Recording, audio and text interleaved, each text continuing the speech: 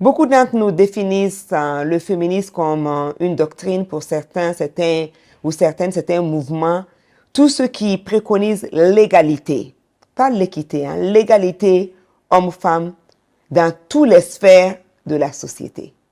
Alors, peut-on parler d'égalité femme-homme si, dans les relations de couple, par exemple, un homme peut avoir 4 femmes? D'où le questionnement pour certaines féministes ou certains féministes, le féminisme et la polygamie peuvent-ils jongler ensemble? Ou peut-on être féministe et voilé et ne pas décider d'exposer son corps comme on le veut? On sait qu'aujourd'hui, au XXIe siècle, beaucoup pensent que c'est le siècle de la femme. Donc des débats sur le féminisme deviennent plus que jamais d'actualité et pourtant c'est des débats à polémique où très peu de fois on arrive à s'entendre. Alors votre émission citoyenne Moussoya a décidé aujourd'hui une fois de plus de parler de la problématique du féminisme et surtout voyons ensemble, est-ce qu'on aura besoin d'avoir un modèle féministe à nous ou c'est plutôt des modèles féministes que nous devons avoir? Émission Moussoya Djamoukaï, mais pour moi c'est gâte à Bouloukan. Créer la Moussouka Akéou, Ani Oukanyetaou, Absekan Lasro, Bilba FM, Bilba TV sans fait, si vous si vous revenez à Katable Agneta Aniflala, Ota Bay, Absekan Adjaoulaje, Moussoya passe Facebook sans fait, ni MUSOYA, Moussoya, ni comprendre la femme, Anga Moussou Famille San. Moussoya. Chère audience, fidèles auditrices, auditeurs, chères téléspectatrices, téléspectateurs, merci une fois de plus d'être avec nous sur votre émission citoyenne Moussoya. Aujourd'hui, nous parlons du modèle ou des modèles de féminisme africains. Et pour ce débat, nous avons voulu privilégier la pratique à la théorie. Donc, nous avons fait appel à des femmes et des hommes de terrain qui sont auprès de nos populations, qui tous les jours, de par leur action quotidienne, tous les jours font des petits pas pour que justement nous puissions avoir des sociétés plus épanouies, plus inclusive et où la femme et l'homme ont les mêmes droits et aspirent au même épanouissement. Sidi Mokhtar Cissé, merci infiniment d'être avec nous aujourd'hui, consultant, formateur, spécialiste sur les questions de genre, spécifiquement sur l'agenda Femmes, Paix et Sécurité. Merci infiniment. Monsieur Cissé, ça va? Bien, ouais. Tout va bien? Très bien. Donc, nous sommes encore ensemble pour cette deuxième partie de notre émission sur la thématique du féminisme. Mais surtout, si modèle il devait avoir pour un féministe en Afrique, est-ce que vous voulez ajouter quelque chose à votre introduction ou on peut aller directement au sujet? Bon, si modèle il doit y avoir, moi je ne suis pas pour la modélisation. Parce que pour moi, il faut partir de la communauté. Et c'est la communauté qui détermine comment vivre. Et tant que la communauté se retrouve en paix, c'est parce que tous les humains dans cette communauté agissent en accord avec les valeurs, avec les options de cette communauté.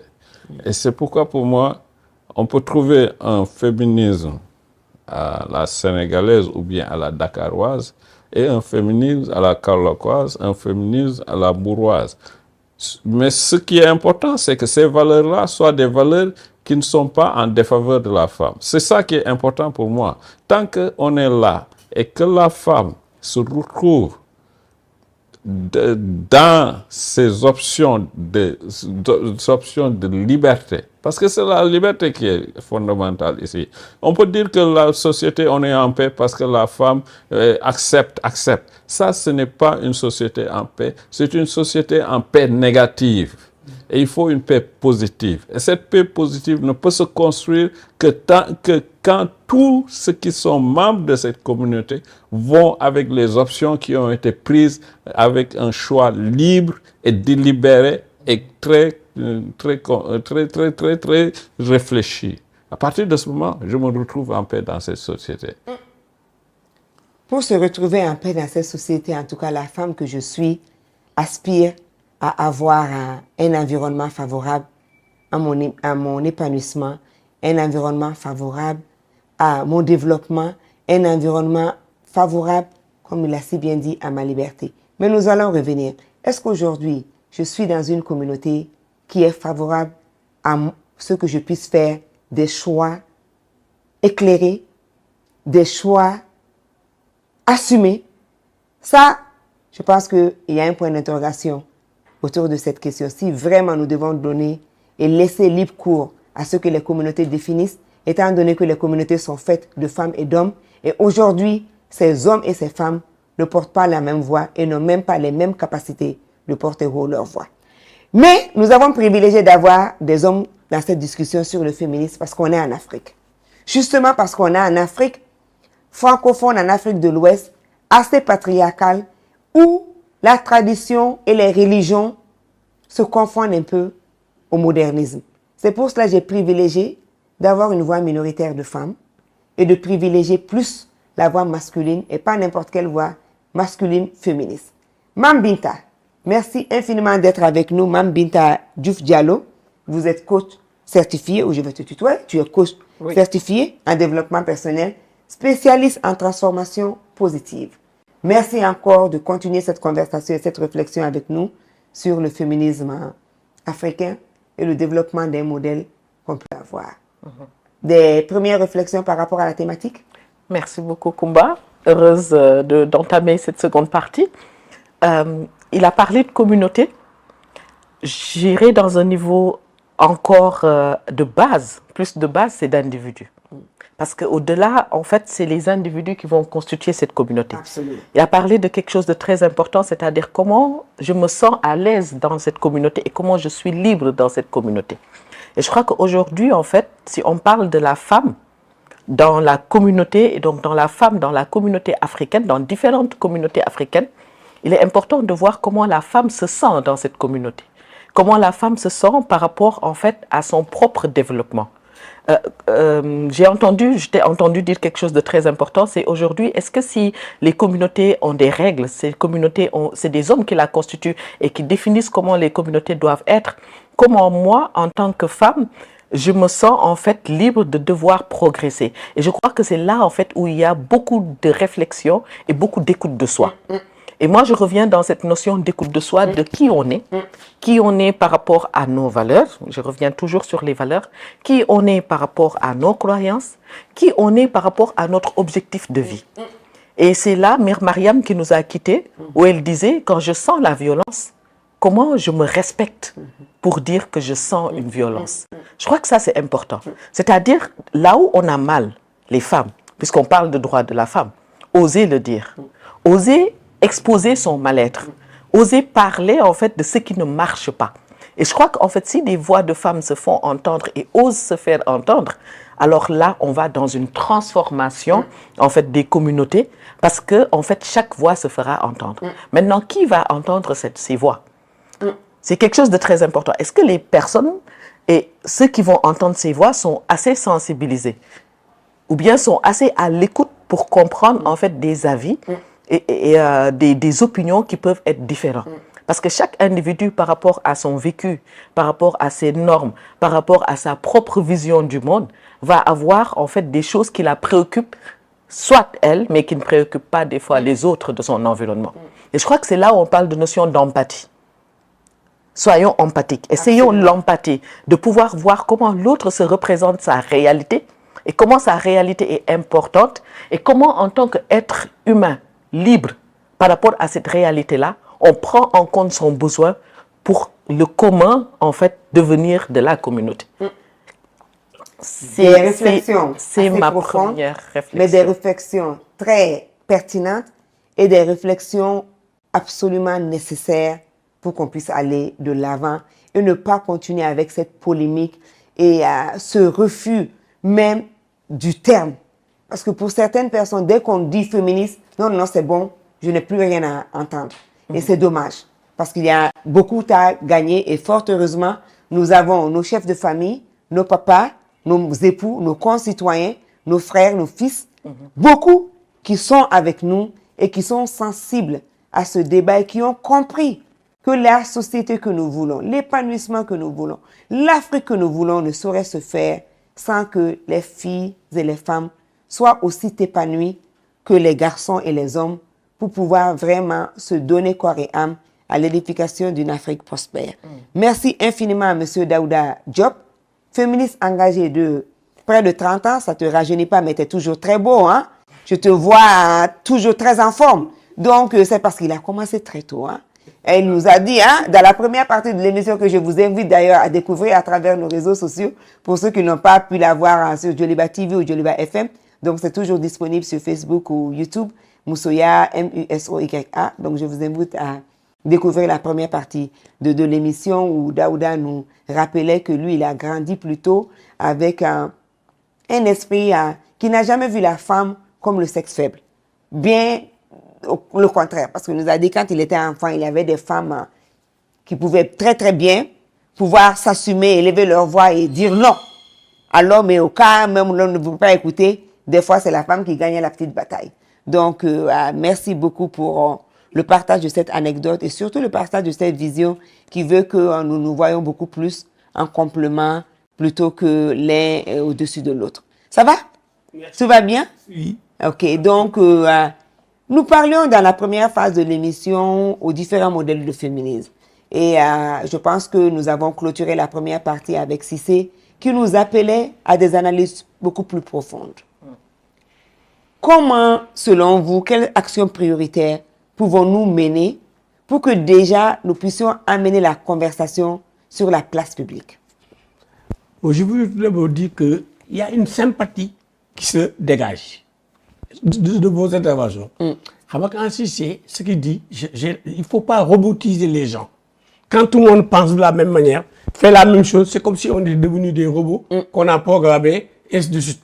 Et nos sociétés de plus en plus tendent vers ça.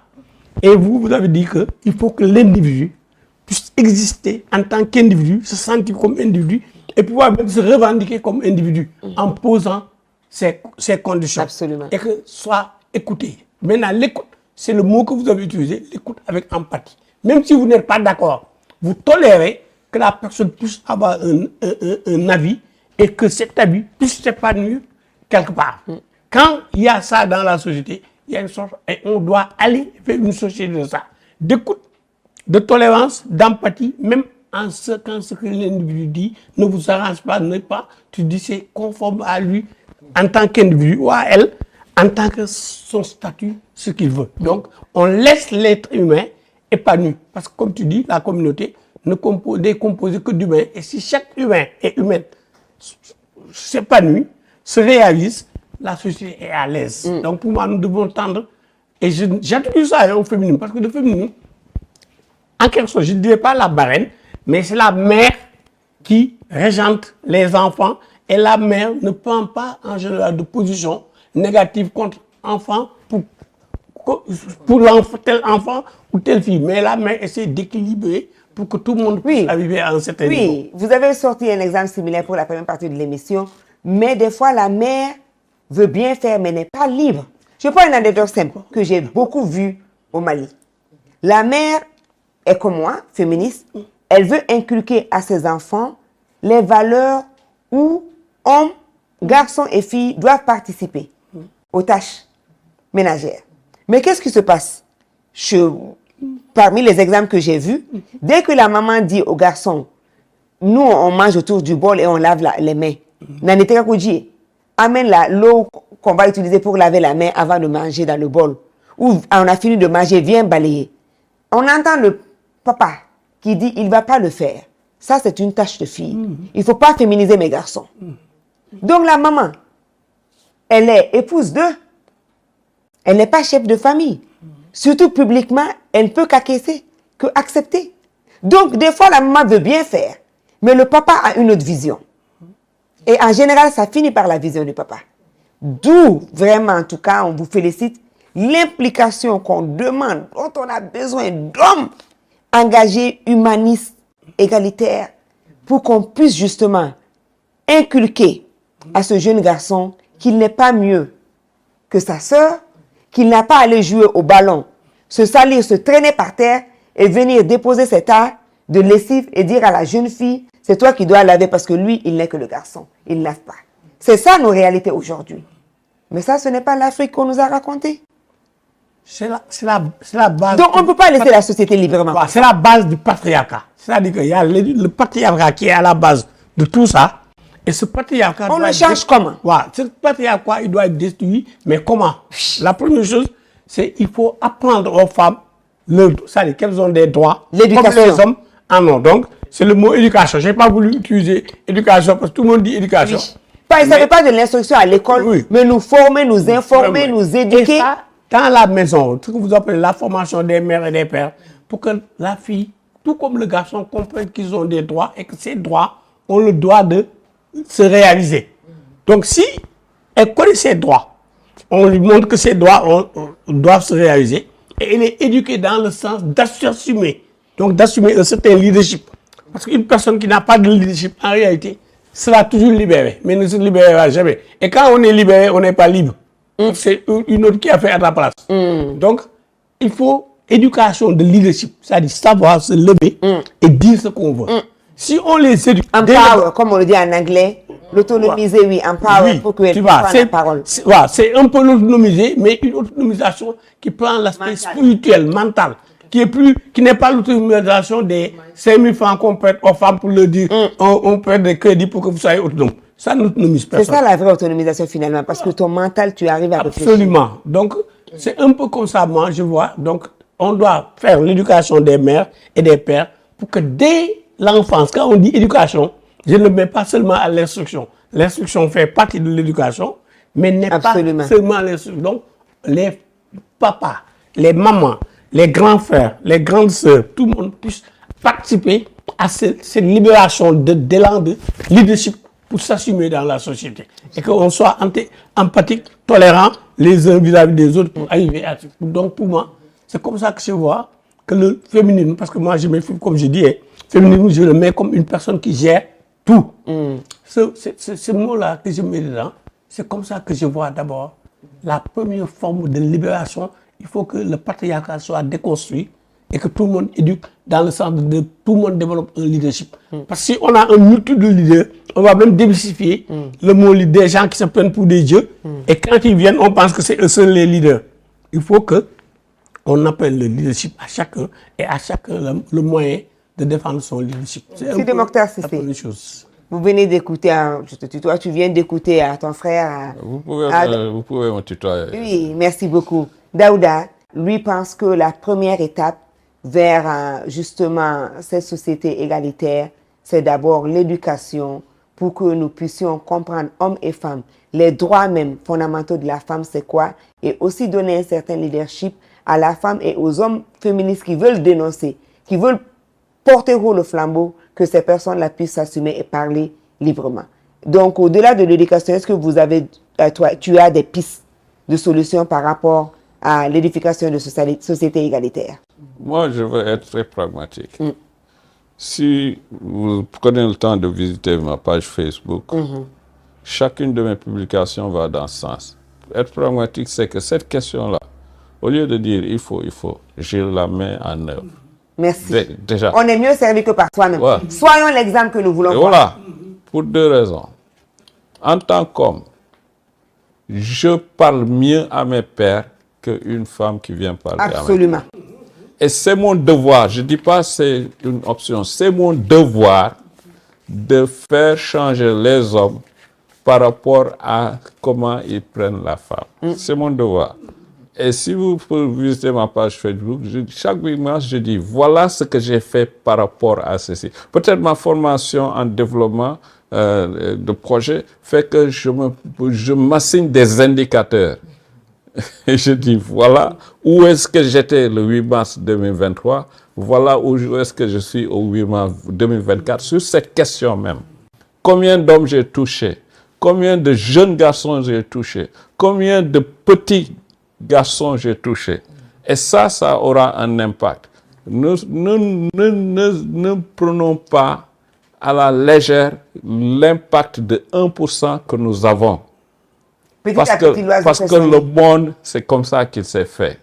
Et dans ma presse, j'ai même dit que une citation de Margaret Mead qui dit que vous pensez qu'il faut beaucoup de gens pour changer le monde. le monde a été changé. C'est une poignée de personnes qui ont changé le monde. C'est Margaret Mead qui l'a dit. Et c'est important. C'est pourquoi je me retrouve toujours dans cela.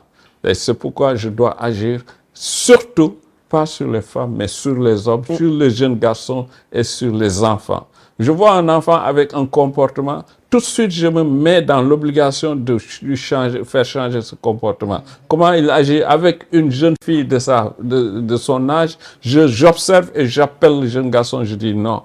Ou bien la jeune fille vient se plaindre. Mais j'agis sur le jeune garçon tout de suite. Au sein de ma famille, dans ma communauté, dans mon quartier, je dis, je me suis donné cette obligation. Ça, c'est l'obligation individuelle.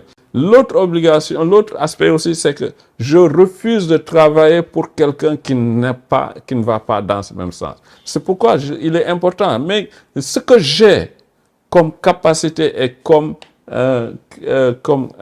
intellect, je le donne à ceux qui vont dans le même sens que moi. C'est pourquoi je ne travaille pas pour n'importe quelle organisation. Je vends, effectivement. Mais je dis, toi, je ne vais pas travailler pour toi. Parce que tu ne vas pas dans le même sens que moi. Et je crois en ceci, tu ne crois pas. Je ne vais pas donner mes capacités, mon intellectuel à toi. Le développement personnel. Je ne vais pas former un homme qui est phallocrate. Je ne vais pas jamais le former en développement personnel. Jamais je le ferai. Voilà des options que je prends. Et ça, c'est des options sur lesquelles tu peux impacter. Tu choisis de faire ou de ne pas faire. Ouais. C'est des options et je suis radical sur cela. Maintenant, les autres options, c'est qu'il faut en même temps faire en sorte que les organisations qui travaillent pour les droits des femmes et les droits humains, ces organisations puissent être capacitées le maximum possible et qu'ils fassent le travail et que ce soit multiplié le maximum possible. Et je ne rate aucune occasion, aucune. Par exemple, vous pouvez m'appeler pour que je fasse un travail, mais je rate aucune occasion à un moment donné de poser la question de la place de la femme ou de de la perception que mon auditoire a sur la femme. Et je rate aucune. À chaque fois, je termine mes interventions, arrêtez de battre les femmes, arrêtez d'être violent avec les femmes, systématiquement, parce que c'est ça des combats que je me donne.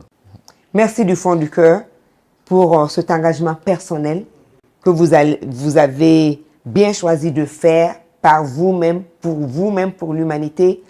Et mais c'est obligé, même on le dit chez nous en Bambara, même si c'est ta lutte personnelle, je voudrais quand même en mon nom et au nom de toutes mes sœurs te dire merci.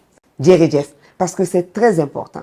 En Afrique, dans nos contrées, personnellement, moi je pense que ce que nous visons, on ne pourra jamais le faire sans que la voix de nos papas, de nos époux et de nos frères s'élève parce que, qu'on le veuille ou pas, c'est vous les chefs de la famille. Donc, c'est toujours une société avec des mentalités vraiment patriarcales et c'est important, votre soutien. Merci, Sidi Mokhtar et Cissé. Merci vraiment. Donc, en plus de Sidi Mokhtar et des réflexions, Daouda a parlé. Donc, Mambinta, tu as entendu nos frères féministes. As-tu des commentaires que tu voudrais partager par rapport à leurs préoccupations, à leurs analyses, à leurs suggestions, par rapport à l'éducation, par rapport à l'implication personnelle et à s'associer avec des communautés qui partagent nos valeurs et se distancier de toute cette personne qui peut t'apporter de la négativité ou qui ne partage pas les mêmes valeurs humanistes que toi. Quelle réflexion? Merci d'avoir mis ce plateau parce qu'en fait, leurs réflexions ont suscité beaucoup d'idées et c'était très important. Il a parlé d'éducation. J'étais en train de me dire et de réfléchir, on dit que l'éducation, en fait, ça affranchit, mais en fait, l'éducation anoblit. Et dans la même lancée que lui, moi, je vais m'appesantir sur nos sœurs, nos femmes. Nos femmes, il faut qu'elles apprennent davantage. Je reviens sur la compréhension du féminisme. Il faut qu'on aille comprendre. C'est quoi le féminisme? Ça engage quoi? Comment nous, en fait, ça fait sens en nous, dans nos sociétés africaines, dans notre propre, en fait, vie, dans notre individualité? Qu'est-ce qui fait sens pour nous par rapport à tous ces concepts? Et je crois qu'on ne peut pas le savoir sans s'éduquer. S'éduquer, c'est se rapprocher des personnes qui connaissent, c'est aller apprendre, c'est avoir des mentors femmes qui peuvent nous accompagner, c'est avoir ces personnes comme Daouda qui ont beaucoup d'expérience, c'est avoir ces personnes empathiques comme M. Cissé et d'aller vers eux pour apprendre davantage, c'est lire, c'est se documenter. Et nous les femmes, avec toutes les tâches, avec toutes les batailles qu'on a à faire déjà dans nos maisons, il faut aussi qu'on se donne du temps pour ces batailles intellectuelles aussi qui nous nourrissent. Et je crois que c'est important de mener ces batailles et qu'à la fin de la journée, tu te sentes équilibré. Équilibré d'avoir joué ton rôle de femme, comme tu dis, ton rôle de mère, ton rôle d'épouse, mais aussi ton rôle de femme qui réfléchit, intellectuelle, et qui veut contribuer dans la vie de sa société. Je vais t'interrompre et je vais te présenter aussi mes excuses parce que notre émission citoyenne Moussoya, ça fait 7 ans maintenant qu'on est sur les airs, tous les samedis, 10h midi. Nous refusons certains débats superficiels. Et en tant que femme, j'aime ramener le débat à nous, en tant que femme, sur des exemples concrets et précis. Oui. Donc, toi et moi, je pense qu'on se considère comme des femmes éduquées. Et on est dans des environnements de copines qui sont assez éduquées, qui ont un certain niveau intellectuel. Alors, et beaucoup d'entre nous se considèrent féministes. Mais pourquoi encore au XXIe siècle, les femmes à qui on ne donne pas l'argent de la popote n'arrivent pas à s'épanouir et s'élever au-dessus de ça? Peut-on se revendiquer féministe, aspirer à l'égalité et toujours décider de dépendre financièrement d'un homme? Je dis que non. Okay. Pourquoi nous n'arrivons pas à partager 50-50 ou des fois même, il se trouve des fois que nous gagnons plus que nos hommes financièrement et la femme se refuse. Et ça amène tous les soucis. Donc, tu n'as pas la paix du cœur auquel tu aspires parce que tu n'as pas pu faire foi de cette transformation positive, de cette empathie, de ce ressourcement aux valeurs. Tu penses que tu connais à l'occidental, mais est-ce que nos grands-mères, nos arrière-grands-mères faisaient réellement de la sorte? C'est hyper intéressant. Donc, je crois que nos grands-mères, nos arrière-grands-mères, elles avaient leurs méthodes et leurs astuces qui étaient très intelligentes. Et aussi, en fait, c'est des méthodes et des astuces qui étaient très pacifiques dans la négociation. Où l'argent avait très peu sa place. Où l'argent aussi avait très peu. On est dans des sociétés capitalistes. Maintenant, ce que je vois... Place, mais on ne le sentait pas. On ne le sentait pas. C'est-à-dire, c'est la négociation. Maintenant, là où je veux en venir, c'est qu'aujourd'hui, moi, j'en parle beaucoup. Je crois que M. Cissé a partagé le forum sur le leadership féminin avec ça, Timbuktu. Et en fait, dans ce forum, je disais, il faut la valorisation de l'apport économique de la femme dans son foyer. Parce qu'aujourd'hui, on sait que beaucoup de foyers ne sont pas tenus que par des hommes. Mais culturellement, en fait, l'homme doit tenir le foyer. Et donc, même si la femme fait, soit elle refuse de faire parce qu'elle dit c'est à toi de le faire, soit elle fait, mais elle n'est même pas à l'aise et épanouie de faire parce que dans sa tête et dans son subconscient, c'est à l'homme de faire. Et je crois que ça, en fait, c'est des questions je veux dire, en fait, c'est des questions de réflexion, de sens. Quel est ton conseil par rapport à ça en tant que coach? Je suis bien curieuse de savoir, qu'est-ce que tu conseilles aux femmes qui se refusent de participer? Les coachs ne conseillent pas. Okay. Nous, les coachs, on ne conseille pas. On pose des questions pour laisser la personne aller dans ses propres ressources, trouver sa propre solution. Donc, nous, on ne donne jamais de conseils. On accompagne. Parce que chaque personne a ses prédispositions et ses ressources différentes.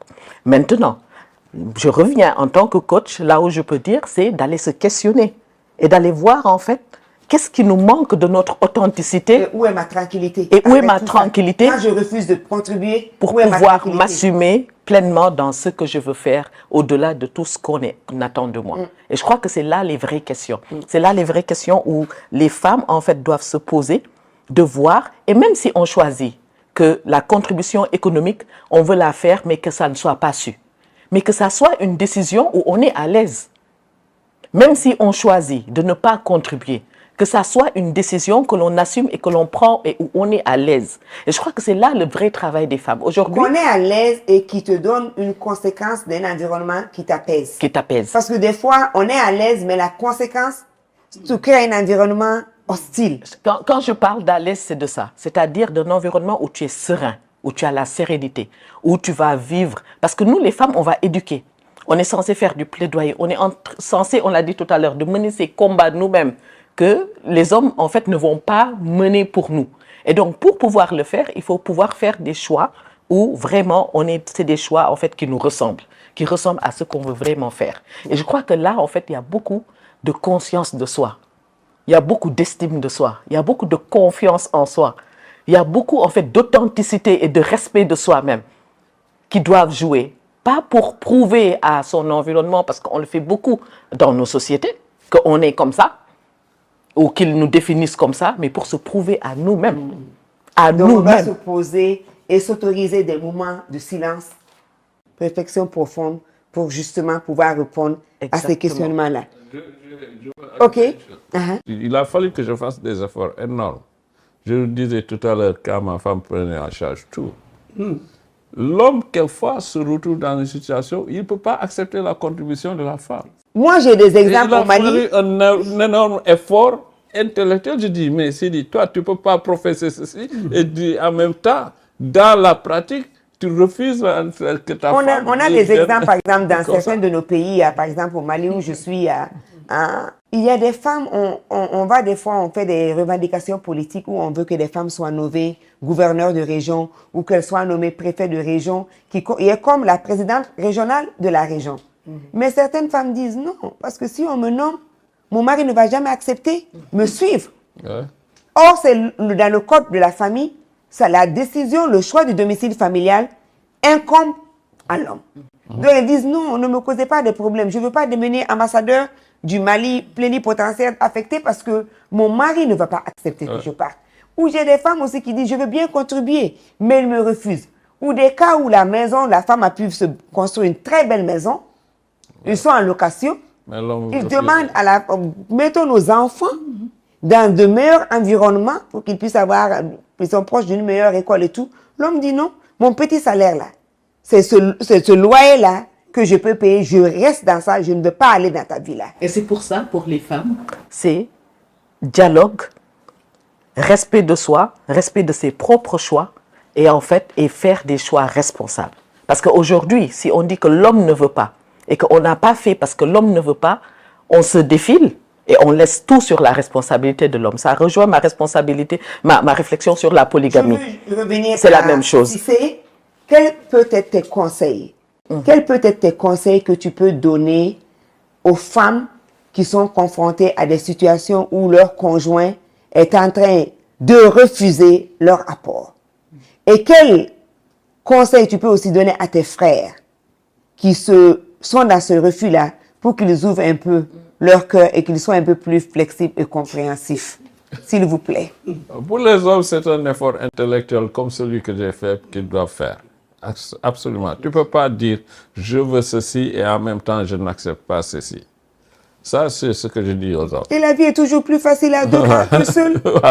Maintenant, pour les femmes, elle l'a dit.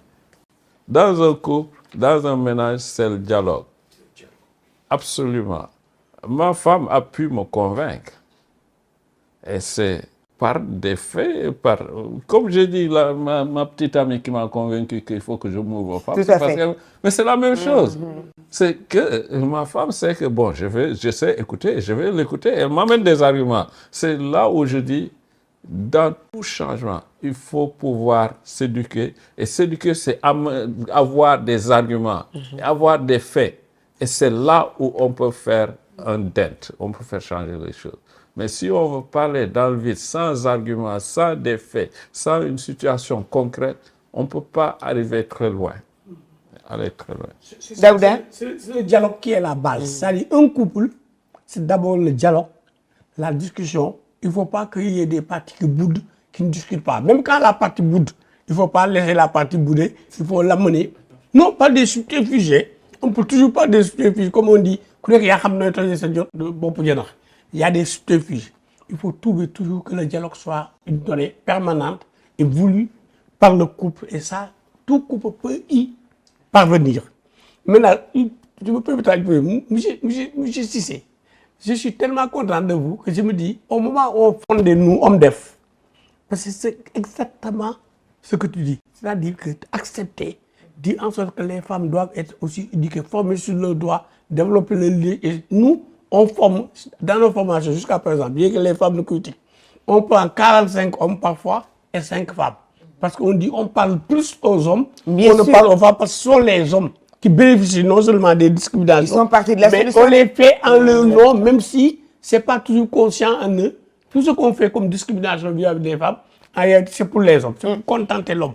Donc, C'est stratège. Et à notre prochaine rencontre, assemblée, yo, tu seras invité. Parce que vraiment, c'est extraordinaire. Merci infiniment. J'ai quand même aussi une petite question par rapport aux jeunes qui nous regardent aujourd'hui, les jeunes hommes qui aspirent aussi à faire et être auteurs de changements comme vous et à se positionner ouvertement comme féministes. On sait Ok. qu'il y a des commentaires, on sait qu'il y a des choses, mais on continue à pratiquer.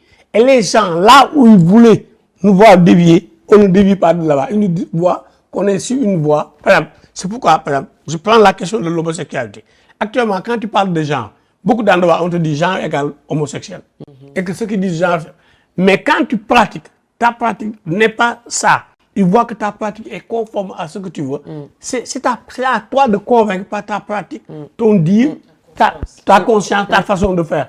Tu vois, donc, c'est notre façon. Donc, ces jeunes-là, par exemple, nous, on organise des formations. On en a beaucoup organisé. Hein. Mais chaque fois, au début, il y a des gars qui se disent, moi-même, je suis hostile à entendre ce mot-là. Je ne peux pas l'entendre. Oui. Mais à la fin, ils disent, si c'est ça, Je suis si c'est d'accord. ça, on est d'accord. Donc, il faut aussi un peu de pédagogie Voilà, petit dans à la petit, lutte. voilà, petit à petit, on les amène à s'accorder sans les violenter. Mais si tu veux faire une lutte violente, frontale, C'est pas nécessaire. Là, c'est pas nécessaire. Vous êtes à la deuxième partie de l'émission. La première partie, nous avons parlé un peu et fait l'analyse. Et là, nous sommes sur la proposition de solutions pour aspirer à des communautés africaines plus égalitaires avec Monsieur Daouda Diop, qui est formateur, qui est secrétaire général d'une association d'hommes qui s'appelle Hommes pour le développement égalitaire en Afrique, inclusif en Afrique. On est avec Sidi Mokhtar Cissé, formateur aussi, un he for she, donc un homme engagé sur les questions du genre, spécifiquement tout ce qui concerne l'agenda femmes, paix et sécurité. On est aussi avec Mam Binta Diop, Madame Diallo, qui est coach certifié. Diouf. J'ai dit Diop. Madame Diouf Diallo, donc qui est coach certifié et aussi spécialiste en tout ce qui concerne transformation positive. Vous voulez réagir à cette émission? Vous pouvez le faire via SMS, plus 223 70 30 60 30, plus 223 70 30 60 30, plus 223 60 82 29 29 ou en streaming dans les commentaires. Et merci infiniment encore pour votre fidélité. Alors, Monsieur Cissé, on vient d'entendre votre frère Daouda Diop qui a un peu parlé des stratégies que, en tout cas, lui, il met en œuvre pour faire taire cette voix négative qui essaie de l'humilier, qui essaie de saboter, qui essaie de le marginaliser par rapport à son choix de travailler sur l'épanouissement de l'humain, d'être humaniste, d'être féministe. Des fois, les autres hommes se moquent de vous, pensant que vous êtes faible, pensant que vous êtes des hommes à femmes. Comment vous faites tous les jours et pour continuer avec la lutte et devenir de plus en plus fort? Ma réponse, si vous parlez Wolof, ma réponse est toujours Matei. Maté. Matei. Maté. Maté. Je fais exprès. Maté. Nyadje. En Bamba, on dit Nyadje. Ok, bon, ça, mais aussi, je dois dire que je ne suis pas né comme ça et ce n'est pas venu de façon fortuite. Il a fallu que je passe par un C'est certain un cheminement à faire. cheminement. Et il a fallu que j'ai des rôles Le Sidi modèles. Mokhtar d'hier Ouais. n'est pas nécessairement celui de Et aujourd'hui. j'ai des rôles modèles aussi. Il y a, pendant mon enfance, quelque chose qui m'a très marqué. Et jusqu'à présent, ça me permet d'aller de l'avant sur ça. Chez nous, le dimanche, bon, on me traite de tout à cause de ça. Le dimanche, à la maison, c'est papa qui s'occupait de la cuisine et du nettoyage. Chez vous, Ouais. si c'est junior, c'est senior. Seigneur. Waouh! qui Ah, vous avez faisait- été bien élevé. Tu faisais le ménage. Les toilettes surtout. Les toilettes, dans notre famille, ce sont les hommes qui s'en occupent. Et d'ailleurs, à un moment donné, papa, maman te disent, quand je rentre, je veux voir les toilettes très propres. Alors, sa sœur, ma badjan, qui vient passer le week-end là-bas et trouve que mon papa se retrouve dans les toilettes. Elle dit, abomination. Voilà. Ça a été un truc. Après, on va lui dire, soit tu respectes ce que je fais dans ma famille ou tu sors. Point tiré. Ça, c'est quelque chose qui m'a vraiment, que je porte. Waouh, non. Et Ça a été bien élevé. Ouais. Merci à Papa Senior. Ouais. Ah, merci. Et ça, c'était important. Et ce qui fait que personne ne peut venir chez moi aujourd'hui dire qu'il a peur de sa femme. Parce que c'est ce qu'on nous dit, il a peur de sa femme. Mais personne ne le dit parce qu'ils disent, bon, lui, il a une cuirasse sur son dos, ça ne passe pas avec lui. Avec mes amis, je n'hésite pas à couper des liens sur ça, parce qu'on ne va pas le même chemin. À l'université, quand justement j'ai eu ce déclic aussi avec cette fille, à l'université, il y a des amis on a des déclics, on a des coupures. Parce que L'être humain, tu te développes. Ouais, je dis, toi, tu avances vers ce chemin, moi, je prends un autre chemin. Parce que je ne suis pas dans l'option de chosifier les femmes. Parce que à l'université, il faut l'admettre, en ces années-là, c'était des femmes, c'est des objets, c'est des objets. Oui. Et là, je ne suis pas dans ce chemin-là. Et je me chamaillais avec eux, je pointais du doigt ce qu'ils faisaient. Voilà des choses qui me font qu'aujourd'hui, tout ce qu'on peut dire sur moi, c'est pas un problème parce que je suis habitué, parce que j'ai eu des rôles modèles, parce qu'aussi, surtout, ce que je note, j'ai le respect de ma communauté, j'ai le respect des femmes, j'ai le respect de toutes mes sœurs, et ça, c'est important. Et ça, c'est ce que... Et toi-même, tu le respectes. Et je me respecte beaucoup, et je suis fier de ce que je fais. Et ça, c'est ce qui me fait aller de Wow. C'est ça. Merci infiniment, Monsieur Sidi Mokhtar Cissé. Ça fait vraiment chaud au cœur. Mais comme vous l'avez si bien dit, et depuis en termes de solutions, Diop l'a souligné, Daouda Diop, qu'il faut l'éducation. Et vous avez ajouté effectivement l'exemplarité. Donc vraiment, merci beaucoup à ces hommes. Alors, Mam, les hommes ont parlé. Je sais que beaucoup d'entre nous aussi n'est pas féministes. On veut nous pousser. On veut nous demander d'être égal. Et on refuse. Des fois, on te dit, hey, qui penses-tu être? Tu penses que tu es un homme? Qui penses-tu être? On n'est pas aux États-Unis, hein? On n'est pas en France, hein? Ici, c'est l'Afrique. Que tu le veux ou pas, la femme est derrière. La femme ne sera jamais l'égale de l'homme. Donc, à nos sœurs qui pensent comme ça, et qui des fois nous voient d'un regard comme si on était assimilés, complexés, déracinés, qu'est-ce qu'on peut leur dire? Respecter les combats des autres. Je crois que c'est très important. Respecter les combats des autres. Parce que chacun porte son combat et on ne combat pas pour quelque chose qui n'est pas important pour nous. Et ça, je crois que c'est la première chose, moi, que je dirais. Chacun qui milite pour quelque chose, ça veut dire que ça fait du sens. Tout à l'heure, tu as parlé de l'empathie vice-versa. Et je crois que c'est là où c'est important. C'est-à-dire quand une personne défend une cause, essaie de comprendre qu'est-ce qui se cache derrière cette cause. Et peut-être un jour, tu vas même toi changer de camp. Ça peut arriver. Il l'a dit tout à l'heure. Ça arrive souvent. Ça arrive très souvent. Et donc, respecter, aller s'instruire, aller voir qu'est-ce qui fait qu'elle demande ça, aller susciter sa curiosité, ne pas être dans le jugement. Parce que plus on est dans le jugement, plus on ne va pas s'intéresser aux autres, plus on va avoir des blocages, plus on ne va pas comprendre l'autre. Et je crois que c'est hyper important aujourd'hui dans nos sociétés, fondamentalement d'aller dans ce sens. Ça va permettre en fait qu'on va voir quels sont les manquements qui existent. Et dans ces manquements, qu'est-ce qu'on peut apporter comme solution? Quelle est, nous, en fait, notre part à jouer dans cela? Et ça, c'est hyper important. Parce que tu as parlé des papas, moi je voudrais dire, en fait, ce que je suis aussi, c'est mon papa. J'ai un papa qui a 87 ans aujourd'hui. Nous saluons nos mamans. Nos papas nous ont beaucoup. Et je le dis souvent, en fait, à des hommes, à mon mari, à des amis hommes, que, en fait, le rôle des papas est fondamental pour une jeune fille. C'est hyper important. Surtout pour son estime d'elle-même. Surtout pour qui elle est. Je me rappelle toujours, pendant les fêtes de la Tabaski, c'est la fête de l'Aïd, quand ça se passait, on cuisinait et tout, on était toutes dans la cuisine, et mon père, il me dit, viens, ne fais pas. Et ma mère, elle avait tendance à vouloir me ramener dans la cuisine. Mon père, il m'amenait souvent soit dans son bureau, soit en train d'aller dans des réflexions, Et ces réflexions m'ont suivi, je continue toujours à réfléchir. Mon père m'a attiré dans le développement personnel. Ce qu'il a fait, c'est qu'il a passé pendant 2 ans où je travaillais encore. Il m'envoyait chaque matin une réflexion de développement personnel qui me faisait rire. C'était un Google et il partageait ses images de développement personnel. Il me disait, je suis assez vieux, c'est ton héritage. Tu n'auras pas d'argent, tu auras ça. Ce qui est le plus bel.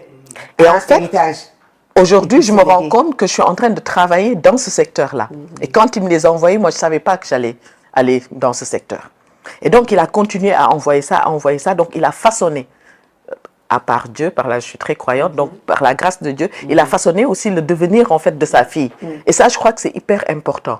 C'est l'impact que les hommes, et c'est pour ça que ces hommes-là sont à saluer, l'impact que ces hommes, en fait, peuvent faire sur l'estime d'elles-mêmes, des femmes que nous deviendrons. Et ça va se transmettre. C'est ce que je suis en train de transmettre moi-même à ma fille, que je communique avec mon mari pour qu'il transmette à ma fille, que j'essaie de transmettre à mon garçon, donc je comprends, et c'est même naturel. Des fois, quand on débarrasse, j'implique pas mon garçon, mais je lui dis, viens débarrasser, après recul. Et donc, je crois qu'en fait, c'est une transmission, et de dire aux femmes, en fait, de s'impliquer, de s'écouter, de ne pas être dans la comparaison, de ne pas être dans le jugement mutuel, d'être dans la sororité. Parce qu'aujourd'hui, Kumba, par exemple, tu ne me connaissais pas, on s'est connus le 8 mars dernier par des vidéos, mais elle a dit oui, elle peut dire quelque chose, je vais l'inviter. Donc d'être dans cette sororité, dans ce soutien mutuel, et de vouloir comprendre l'autre et de lui apporter son soutien tant qu'on peut et que ça répond à nos valeurs. Et moi, en fait, c'est le message que je veux laisser aux femmes. Nos sociétés nous mettent en concurrence pour dire que certaines, parce qu'elles font certaines choses, valent mieux que d'autres. N'entrons pas dans ce jeu-là. N'entrons pas dans ce jeu. Il faut qu'on soit... Mambita, comment faire pour se rapprocher de toi, pour commencer à avoir une tête aussi solide que la tienne? Donc, comment te joindre? En fait, je suis sur les réseaux sociaux, sur Instagram, Tahami, T-A-H-A-M-I. T-A-H-A-M-I. C'est ma page où je fais beaucoup d'interventions et je différencie ça du coaching, c'est des interventions en développement personnel. Je fais des vidéos. Mais ça aussi, c'est exclusif. Est-ce que nous sommes toutes? Aujourd'hui, avec la pénétration de l'Internet, le coût et les charges au niveau des ménages, parce que tous les hommes ne sont pas comme Cissé et Diop. Donc, celles qui n'ont pas Instagram, celles qui n'ont pas Facebook, comment elles font? On peut donner mon numéro. Professionnel, c'est lequel? Plus 221 77 633 70 92 92. Ok. Et donc, le numéro, c'est plus 221 7 2 fois 77 633 70 92. Celles et ceux qui sont sur les réseaux sociaux, à l'occurrence Facebook et Instagram, c'est Tahami, le compte officiel, T-A-H-A-M-I, pour pouvoir s'approcher un peu de cette sagesse et pouvoir aussi aller sur le cheminement de la transformation positive et de l'empathie. Merci infiniment. L'émission n'est pas finie, mais je voulais vraiment, parce que beaucoup sont en train de se questionner, comment faire pour avoir accès à Mambinta. Parce que vraiment, que Dieu t'accorde une santé d'acier, que tu puisses encore continuer à porter haut ce flambeau transmis par notre papa. oui. On a besoin des hommes. Beaucoup de suggestions ont été faites, mais je pense qu'on est presque à la fin de cette émission. On a parlé d'éducation et surtout d'éducation féministe. Garçons et filles, notre frère Daouda Ndiaye nous a demandé d'inculquer en tout le monde ce droit et au respect profond et à l'épanouissement de toute une chacune, de tout un chacun, de tout être humain. On a parlé d'éducation féministe et si c'est ajouté à l'éducation féministe l'exemplarité, soyons l'exemple que nous voulons voir. On dit des choses, mais quand il s'agit de soi, on ne le fait jamais. Soyons l'exemple du changement auquel on aspire. Et toi, tu as aussi parlé de l'importance de l'éducation des garçons par les mamans, autant que du rôle des pères dans l'éducation des filles. Cette masculinité positive, on a besoin des hommes comme alliés. Il a aussi parlé de la communauté dans laquelle on grandit, s'associer avec les personnes qui partagent nos valeurs et ne pas avoir d'état d'âme ou se sentir seul. Quand on est dans la négativité, il faut rompre les liens. Et je pense que les coachs nous apprennent beaucoup à ça. Et les Américains le disent, mieux vaut être, ou les Français, mais mieux vaut être seul que mal accompagné. Donc, et dans cette solitude-là, des fois, c'est à ce moment où on rebondit. Parce qu'on se parle, il y a le silence, on se remet en cause et on va de l'avant. Cissé, je sais que tu écris beaucoup de poèmes. Et certains de ces poèmes-là sont très, très engagés. Surtout avec la pandémie, qui nous a justement contraints à ce silence, à cette réflexion sur soi, à cette mise en cause, à cette aspiration de grandir, de développer. J'ai particulièrement aimé le poème sur la dénonciation et particulièrement le fait que pour toi, homme féministe, on ne devait pas avoir de journée pour célébrer la femme. Tu as dénoncé, j'ai compris, mais je ne suis pas d'accord. Parce que tant qu'il y aura de l'inégalité, tant que beaucoup d'hommes et femmes ne comprennent pas que les droits des femmes, c'est les mêmes droits que ceux des hommes et un peu plus, parce que la nature nous a créés avec des droits inébranlables, des droits propres à nous. Notre corps est différent, nous avons les menstrues, on ne doit pas avoir honte, on doit pouvoir gérer ça du mieux qu'on puisse. C'est un bonus. C'est un bonus positif qui nous amène à la maternité, que l'homme ne va jamais avoir. La science travaille là-dessus, mais jusqu'à preuve du contraire, le clonage a pu être fait sur les espèces féminines et pas les espèces masculines. Là, c'est vrai, je comprends ton point de vue et je peut-être nous invite à lire le dernier paragraphe de ce poème-là. D'accord. Il dit, alors, 1 an, 365 jours, on en choisit un, 8 mars. Une journée pour masquer, une journée et après repartir. La femme reste victime. Je dénonce. 1 an, 365 jours, on fait quoi pendant ces 365 jours? 1 an, 365 jours, luttons pour et avec la femme. 1 an, 365 jours, écoutons la femme Djambar. 1 an, 365 jours, accompagnons cette femme qui se lève à 4 heures du matin. 1 an, 365 jours, traitons cette femme avec dignité. 1 an, 365 jours, reconnaissons le rôle fondamental de cette mère dans la société. Agissons pour ne plus dénoncer. Agissons pour ne plus avoir à dénoncer et célébrons les acquis, parce que dans le poème, on voit seulement le côté triste, la femme victime. Mais j'ai beaucoup aimé la chute parce qu'il a montré que, au-delà d'être victime, la femme est actrice et pas la moindre. Et ce côté-là, surtout nous qui sommes dans les médias, on n'en parle pas beaucoup. On ne parle pas de la femme politicienne, la femme bâtisseuse, la femme qui fut pharaon, la femme qui est cultivatrice, qui est pilote de l'air, qui est générale d'armée. Mais on parle souvent de celle qui a été violée, de celle qui n'a pas été à l'école, ou de celle qu'on a arrachée pour la mettre dans un mariage précoce. Mais beaucoup d'hommes masculins sont ceux qu'ils sont parce qu'il y a une femme qui a été ce qu'elle est. Donc ça, c'est très important et merci encore pour cette positivité. Comment ne pas dénoncer? Et on clôture l'émission. Célébrons et ne dénonçons pas. C'est-à-dire qu'au lieu de faire un seul jour, comme si la femme n'existait qu'une seule fois, on en fait maintenant une chose permanente qui fait que partout où on est, les inégalités, on y pointe le doigt et on amène et les hommes et les femmes à y pointer le doigt pour savoir que ça, c'est des inégalités. Et ce n'est pas une question d'une journée, c'est une question de tous les jours parce que nous les vivons au quotidien. Chaque jour, dans nos pratiques de tous les jours, on vit au quotidien la ségrégation, la discrimination, l'inégalité entre les hommes et les femmes. Donc, c'est très bon, c'est vraiment bien que ça soit diffusé, partagé, pour que les gens se disent, en réalité, on pratique ça, on met ça en œuvre tous les jours.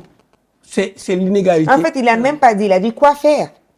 Justement, quoi faire, si c'est. C'est ça. Ouais, on en parlait tout le long de notre... Donc, l'éducation. Ouais, l'éducation. Formation des garçons. S'associer à des communautés positives. Absolument. Éducation des garçons par les mamans. Éducation des filles par les papas. Donc, c'est de ça, Être un modèle soi-même aussi. l'exemplarité. Ouais. Un constat que j'ai fait, je ne sais pas si vous l'avez fait. Les familles où, par exemple, la femme n'a que des garçons, j'ai vu que... La question du féminisme ne se pose pas là-bas. Non, attends, chérie, j'ai vu que dans ces familles-là, les garçons acceptent d'aller au marché, Bien sûr. d'aller acheter du riz, d'aller acheter... Ça, j'ai... Alors que les familles où il y a beaucoup de filles, ce sont les filles même, à la limite, qui disent aux garçons, ne faites rien, on fait tout pour vous. Donc, moi, ça, je l'ai constaté. Je sais pas... Qui revient à notre question, y a-t-il un modèle de féminisme africain? Parce qu'avec notre coutume et nos traditions et la façon dont on conçoit la vie, la maman, c'est la reine-mère. Donc, il n'y a aucun problème d'égalité quand il s'agit du statut de la maman, de la femme mère. Il n'y a aucun problème. Tout le monde vénère sa maman. Oui. Et tout le monde pense que, au fond de soi, sa maman vaut mieux que toi. Mais le problème, c'est avec le statut de la femme épouse. Oui, c'est ça. C'est là où tout bascule. Ouais, c'est ça. L'homme qui a fait piler le mil pour sa maman, l'homme qui a allé au marché pour sa maman, l'homme qui a nettoyé les toilettes pour sa maman, très peu accepte de le faire pour son épouse. On ne peut pas répondre à toutes les questions concernant les inégalités hommes-femmes en une émission, mais quand même, on va poser le débat sur la table et j'espère que vous, qui suivez cette émission, masculin et féminin, chacun, jeunes et vieux, chacun va se questionner pour dire quoi faire et surtout comment je peux être l'exemple de cette société égalitaire que je veux bâtir. Je te laisse le mot de la fin, ma sœur. Merci beaucoup, en tout cas, pour ce plateau. Merci beaucoup de nous avoir mis, en fait, dans ces discussions des problématiques des femmes. Je crois qu'en fait, on devrait faire tous comme le petit colibri. Et toutes, comme le petit colibri qui voulait éteindre le feu. Avec son petit bec, il allait faire des choses. Il a amené de l'eau. Il amenait de l'eau. On lui disait, petit, mais petit il a amené quand colibri, même. qu'est-ce que tu vas faire? Il a dit, je suis en train de vouloir éteindre le feu, je joue ma part. Et je crois que chaque individu a sa part à jouer. Et n'ayons pas peur de la jouer. Voilà. Wow. Merci. Chaque individu a sa part à jouer. Chacun et chacune d'entre nous peut contribuer à ce monde égalitaire et à cette Afrique équitable, juste, égalitaire que nous voulons pour que finalement l'Afrique puisse devenir prospère. Comme on le dit tant dans les contes, on nous raconte l'Égypte ancienne, on nous raconte Tombouctou, le centre du monde quand il s'agissait du commerce. Alors œuvrons ensemble, vous et moi, chacune et chacun, pour que l'Afrique puisse enfin rentrer dans le concert ou même dominer le concert des nations. On ne peut pas le faire sans l'apport de la jeune fille, sans l'apport de la femme. C'est ensemble, main dans la main, hommes et femmes, que nous construirons cette Afrique. Merci infiniment. On se dit à la semaine prochaine et n'oubliez pas d'aller suivre Tahami, T-A-H-A-M-I, pour toutes celles qui sont connectées. Sinon, pour pouvoir un peu avoir de la sagesse de notre sœur et d'aspirer à ce cheminement positif, appelez Mam Binta, plus 221 77 633 70 92 à la semaine prochaine. Merci infiniment.